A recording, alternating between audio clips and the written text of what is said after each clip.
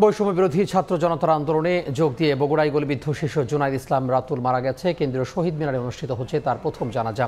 এই মুহূর্তে কেন্দ্রীয় শহীদ মিনারে আছেন রিপোর্টার মনির হোসাইন। আমরা সরাসরি যুক্ত হব তার সঙ্গে। মনির,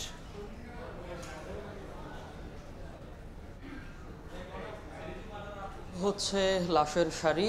বৈষম্য বিরোধী ছাত্র আন্দোলনের যে জুলাই বিপ্লব, তারপরেই সেই আন্দোলনে যে নৃশংস হামলা, পুলিশের গুলি, সেই পুলিশের গুলিতে নিহতের যেই সারি, সেই সারি কিন্তু দীর্ঘ হচ্ছে। এই মুহূর্তে আছি কেন্দ্রীয় শহীদ মিনারে। এখানেই কিছুক্ষণ পরেই অনুষ্ঠিত হবে বগুড়ায় গুলিবিদ্ধ হয়ে মারা যাওয়া শিশু জুনাইদ ইসলাম রাতুল, সেই রাতুলের জানাজা অনুষ্ঠিত হবে। আমরা জানি আজ সকালে রাজধানীর নিউরোসায়েন্স হাসপাতালে চিকিৎসাধীন অবস্থায় মারা যায় রাতুল।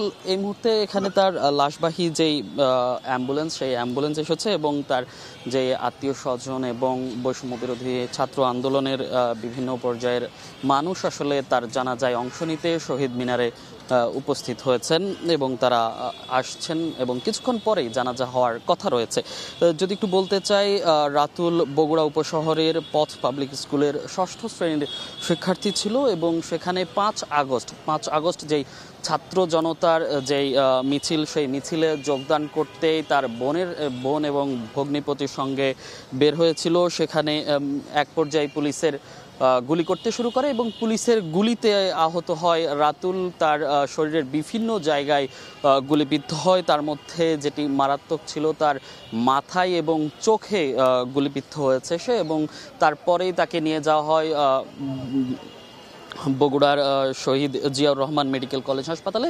সেখান থেকে চিকিৎসকরা ঢাকার নিউরোসায়েন্স হাসপাতালে রেফার করে এবং সেখান থেকে প্রায় 49 দিন চিকিৎসাধীন ছিল রাতুল। এর আগে তার অস্ত্রোপচার হয়েছে। অস্ত্রোপচারে তার ব্রেন থেকে গুলি বের করা হয়েছে এবং চিকিৎসকরা বলেছিল যে রাতুল যদি বেঁচেও থাকে তার দৃষ্টিশক্তি চিরদিনের জন্য হারিয়ে যাবে। তবে সেসব আর কোন টেকেনি, সেসব বাদ দিয়ে একদমই সবাইকে বিদায় জানিয়ে না ফেরার দেশে চলে গেলেন শিশু রাতুল।